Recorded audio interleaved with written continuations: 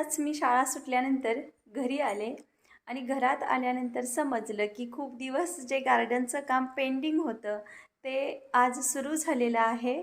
तर ते काम कुठंपर्यंत आलंय ते चला तुम्हाला दाखवते.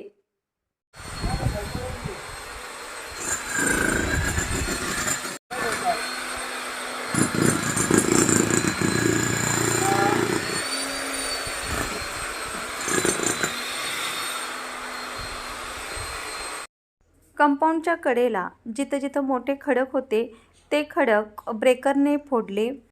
खडक फोडल्यानंतर जो मुरूम निघाला तो कंपाऊंडच्या बाहेर कामगारांनी टाकला आणि इथं जी झाडांसाठी योग्य असते ती लाल माती तुम्ही बघू शकता. बघा इथं थोड्याफार प्रमाणात त्यांनी पसरलेली आहे. ती लाल माती इथं त्यांनी आणून टाकली आणि इथली जमीनसुद्धा इतकी काही काळी वगैरे नव्हती, थोडीशी लाल मातीचीच होती. त्यामुळे ती जी आणलेली लाल माती होती ती गडद होती ती आणि अगोदर असणारी जी इथल्या जमिनीची माती होती ती एकदम मॅच झाल्यासारखी वाटत होती. सध्या ऑगस्ट महिना असल्यानं पावसाळ्याचे दिवस होते आणि आज खरं तर पावसानं उघडीप दिली होती. त्यामुळं हे काम त्यांना योग्य प्रकारे चालू करता येत होतं. गार्डनसाठी लागणारी झाडं ही उद्या येणार होती. त्यामुळे आज हे कामगार पटपट आपलं काम उरकत होते.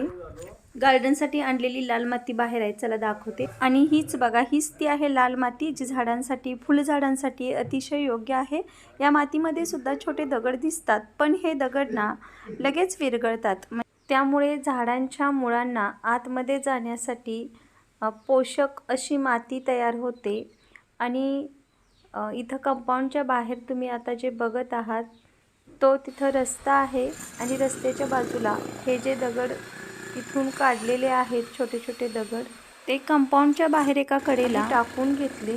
आणि या कामगारांना बऱ्याच वेळा सांगावं लागतं की छोटे दगड कुठे रस्त्याच्या बाहेर एका कडेला टाकायचे. म्हणजे ते त्यांच्या मनापासून काम करतात असं मला खरंच वाटत नाही.